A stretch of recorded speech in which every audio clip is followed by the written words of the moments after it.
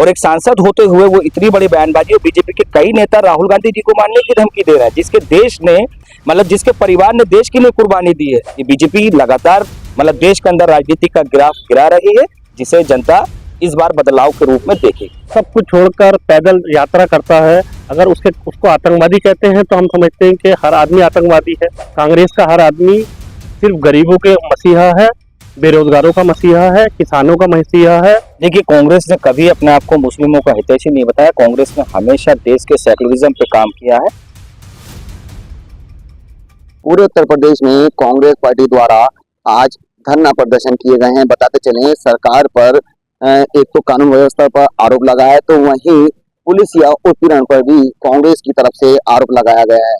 आपको बताते चले, अभी कुछ समय है जो केंद्रीय मंत्री है रणदीप सिंह उर्फ बिट्टू, उनके द्वारा राहुल गांधी को लेकर एक बयान दिया गया था।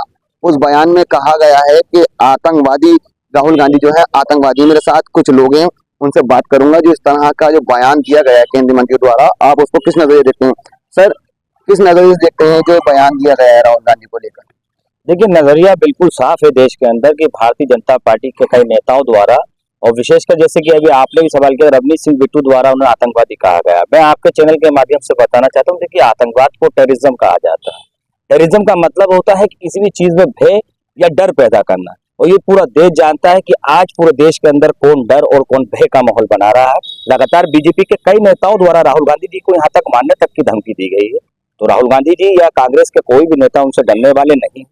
आज भारतीय जनता पार्टी के कई नेताओं ने भारत की राजनीति का ग्राफ इतना नीचे गिरा दिया है कि इससे बड़ी मानसिकता और क्या हो सकती है कि एक इतने बड़े नेता को जिसके परिवार ने देश के लिए कुर्बानी दी है, आज उसे इस तरह के शब्दों का इस्तेमाल करा जा रहा है और फिर उस पर कोई कार्रवाई नहीं होती। चिंतित करने वाली बात यह है कि इतनी बड़े एक केंद्रीय मंत्री और एक सांसद होते हुए वो इतनी बड़ी बयानबाजी, और बीजेपी के कई नेता राहुल गांधी जी को मारने की धमकी दे रहे हैं, जिसके देश ने मतलब जिसके परिवार ने देश के लिए कुर्बानी दी है, लेकिन वो डरने वाले नहीं है। लेकिन भारत में आज राजनीति का ग्राफ इतना नीचा गिर जाएगा, ये कभी किसी ने नहीं सोचा था। पूरा देश देख रहा है कि भारतीय जनता पार्टी किस तरह से मतलब एक माहौल को बनाने की कोशिश कर रही, जो उसका माहौल नहीं बनेगा।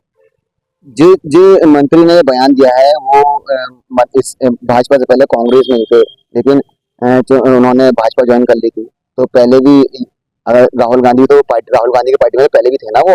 अब इस तरह बयान देने की क्या जरूरत पड़ रही है? देखिए, जैसा कि आप बता रहे हैं कि कांग्रेस में है, देखिए, कांग्रेस एक सोच है। कांग्रेस में रहना एक अपने आप में बहुत बड़ी बात है, क्योंकि कांग्रेस पार्टी एक सेकुलरिज्म है कि एक वो विचारधारा है जो सबको साथ लेके चलती है। लेकिन उस विचारधारा में अगर कोई व्यक्ति विशेष के लिए काम करना चाहता है, भारतीय जनता पार्टी की विचारधारा अगर उनके अंदर आ गई है, वो कांग्रेस को छोड़ के वहां गए हैं, तो उस सोच के हिसाब से। लेकिन मैं मानता हूं कि कांग्रेस की सोच में जब थे वो, तो उनकी विचारधारा सेकुलरिज्म थी, लेकिन अब वो बीजेपी में गए हैं, तो अब उनकी सोच ये पूरा देश देख रहा है, जो कि निंदनीय है। और मैं चाहता हूं कि उन्हें से शब्द को वापस लेना चाहिए, माफी मांगनी चाहिए, और इन पर कार्रवाई होनी चाहिए कि इतनी बड़ी बात को देश में आप एक डर और भय का माहौल बना रहे हैं, और इतने बड़े नेता पे आप इतनी बड़ी बात कह रहे हैं जिसके परिवार ने देश के लिए कुर्बानी दी है। उनके जैसे कई नेताओं ने उन्हें मारने की धमकी दी है, तो देश में इससे बड़ा और क्या हो सकता है। ये बीजेपी लगातार मतलब देश के अंदर राजनीति का ग्राफ गिरा रही है, जिसे जनता इस बार बदलाव के रूप में देखेगी। सर, पूरे उत्तर प्रदेश में आज प्रदर्शन हुए हैं। पुलिस पर उत्पीड़न का भी आरोप है इस प्रदर्शन में, और जो सरकार की जो व्यवस्था है उस पर भी सवाल उठाया गया। देखिए, जो ये बीजेपी जो राजनीति कर रही है, ये राजनीति सरासर एक देश को बांटने वाली है, लड़ाने वाली है, और इस तरह की राजनीति नहीं करनी चाहिए। राहुल गांधी जी एक ऐसी शख्सियत है, एक ऐसे नेता हैं, एक ऐसे खानदान से बिलोंग करते हैं। अगर उनके बारे में कोई इस तरह की बात कहे, अगर कोई नेता किसानों के हित में, गरीबों के हित में, बेरोजगारों के हित में और मणिपुर के लोगों के हित में अगर बोलता है और अपनी सब कुछ छोड़कर पैदल यात्रा करता है, अगर उसको आतंकवादी कहते हैं तो हम समझते हैं कि हर आदमी आतंकवादी है जो कांग्रेस में है। कांग्रेस का हर आदमी सिर्फ गरीबों के मसीहा है, बेरोजगारों का मसीहा है, किसानों का मसीहा है। राहुल गांधी जी जैसा नेता मैं समझता हूँ होना इस टाइम बहुत मुश्किल है। राहुल गांधी जी जैसा नेता नहीं हो सकता। राहुल गांधी के बारे में ऐसा कहना हर कांग्रेसी के बारे में कहना। नेताओं पर वार प्रतिवार होते रहते हैं, लेकिन इस तरह का बयान कभी भी सामने नहीं आया। आप किस नजरिए देखते हैं जो केंद्रीय मंत्री ने इस तरह राहुल गांधी को लेकर बयान दिया? जो हमारे भारती जी ने कहा, जो हमारे नदीम भाई ने कहा, बिल्कुल सच है। वही बात मेरी तरफ से नहीं जी नहीं। उनको ये जो है उनके लिए अच्छा नहीं है ये इस तरीके से उनको बयान देना, क्योंकि वो भी एक नेता ही है और एक दूसरे नेता के खिलाफ ऐसा बोलना उनको शोभा नहीं देता। अगर ये माफी नहीं मांगते हैं तो क्या आगे की रणनीति चल रही है? देखिए कांग्रेस हाईकमान का इसमें जो भी निर्देश होगा, हम लोग एक देखिए पार्टी के निर्देश पे कि राहुल गांधी जी ने हमेशा देखिए एक दयावान व्यक्ति, दयालु परिवार कि हमेशा उनके अंदर मतलब सामने वाले को माफ करने की मतलब प्रवृत्ति कांग्रेस पार्टी के अंदर रही है। अगर वो माफी नहीं मांगते हैं और ऊपर से पार्टी का कोई निर्देश आता है तो हम कांग्रेस पार्टी के वर्कर एक एक कार्यकर्ता सड़क को तोड़कर ईंट से ईंट बजाने का काम करेंगे और उन्हें मजबूर करेंगे और उन्हें एहसास कराएंगे कि उनकी गलती है। अच्छा, उपचुनाव चल रहा है, उपचुनाव होने वाले हैं, 10 सीटों पर उपचुनाव होना है, तो क्या इस बार जो लोकसभा आपने चुनाव मिलकर लड़ा था समाजवादी से, क्या उपचुनाव मिलकर लड़ने की तैयारी चल रही है? देखिए अभी इसमें कोई भी हाईकमान का अभी कोई ऐसा फैसला या कोई ऐसी गाइडलाइन नहीं है जिसमें मैं बोल पाऊं। जो भी हाईकमान का फैसला होगा आपके सामने होगा कि अगर गठबंधन होगा तो गठबंधन के साथ पार्टी का जो निर्देश होगा, हम तो वर्कर हैं पार्टी के, उनका जैसा भी आदेश होगा हम उस तरह से चुनाव लड़ेंगे। अखिलेश द्वारा हरियाणा में सीटें मांगी गई है, उसी उसी के मतलब बहस पर यहाँ सीट दी जाएगी कांग्रेस को। अखिलेश यादव कुछ ऐसा मतलब इशारे चल रहे हैं। देखिए मैंने कहा ये एक हाईकमान का फैसला है और हम एक पार्टी के वर्कर हैं, तो वर्कर की हैसियत से जो भी पार्टी का आदेश होगा, वर्कर का काम है चुनाव को लड़ाना। जो पार्टी हमारी तय करेगी, बेहतर तय करेगी, वो हमसे बेहतर रणनीति देखेगी और जो रणनीति जो निर्देश उनका होगा उसका पालन किया जाएगा। आपने प्रदर्शन किया है आज, कि किस चीज को लेकर प्रदर्शन किया है? भ्रष्टाचार जो चल रहा है देश में, इसके खिलाफ करा है।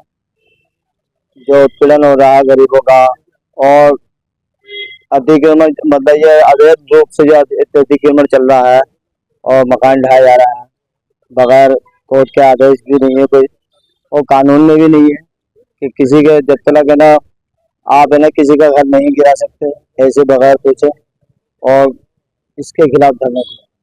पर आपसे एक बात और कर लेते हैं, कांग्रेस पार्टी जो है मुस्लिमों की हितैषी बताती है अपने आप को, लेकिन हिमाचल प्रदेश में कांग्रेस की सरकार है और वहां पर मस्जिद के निर्माण पर मतलब हिंदू संगठनों ने प्रदर्शन किया है। क्या कुछ मामला है? देखिए कांग्रेस ने कभी अपने आप को मुस्लिमों का हितैषी नहीं बताया। कांग्रेस ने हमेशा देश के सेकुलरिज्म पे काम किया है। कांग्रेस पार्टी हर वर्ग, हर जाति, हर धर्म की हितैषी है, सबसे पहली बात ये। लेकिन कहीं किसी राज्य में अगर कोई घटना होती है उसे पार्टी से जोड़कर देखना, मैं मानता हूँ कि वो गलत है और वो इस पर कार्रवाई होगी और कार्रवाई करनी चाहिए। और हम भी मांग करते हैं कि अगर ऐसी घटना हुई है कि मस्जिद पे आप बता रहा कि वहाँ राज्य में सरकार कांग्रेस की होना अलग बात है, लेकिन जो बैड एलिमेंट्स होते हैं इनका कोई धर्म या कोई पार्टी से नहीं जोड़ा जा सकता है। इन्हें बैड एलिमेंट्स हर जगह होते हैं, असामाजिक तत्व जो होते हैं इन पर कार्रवाई होनी चाहिए। यही आपसे सवाल है कि जैसे और राज्यों में दूसरी पार्टी की सरकार है, तो कोई अगर मामला होता है तो कांग्रेस के नेताओं के एकदम बयान सामने आ जाते हैं, लेकिन वहाँ खुद की उनकी सरकार है हिमाचल प्रदेश में, लेकिन कोई भी कार्रवाई होती नहीं दिख रही, जो मुसलमानों का आरोप है। नहीं देखिए जैसे मैंने अभी कहा कि किसी भी बैड एलिमेंट्स को पार्टी से जोड़कर देखना अलग बात है हिमाचल प्रदेश के अंदर, लेकिन जहां तक आप अन्य राज्यों की बात कर रहे हैं वहां कोई बैड एलिमेंट्स काम नहीं कर रहा है। वहां पार्टी के वर्कर, पार्टी के सांसद काम कर रहे हैं। पार्टी के सांसद, अभी आपने सवाल किया था जैसे कि रवनीत सिंह बिट्टू जी की बात करें, तो ऐसे लोग अगर कोई देश का माहौल बिगाड़ने की बात करेंगे तो उन पर कार्रवाई होनी चाहिए और कांग्रेसी उसके खिलाफ ईंट से ईंट बजाने को सड़क को उतर के काम करें। आपका तो देखा आपने, मेरे साथ कांग्रेस के कार्यकर्ता मौजूद थे। जो केंद्रीय मंत्री रणनीत सिंह उर्फ बिट्टू द्वारा राहुल गांधी को लेकर एक बयान दिया गया था जिसमें उनको आतंकवादी कहा गया था। कांग्रेस कार्यकर्ताओं ने कहा है कि उनको माफी मांगनी चाहिए, अगर माफी वो नहीं मांगते हैं तो ये प्रदर्शन आगे भी जारी रहेगा। न्यूज़ 15 के लिए फराज खान।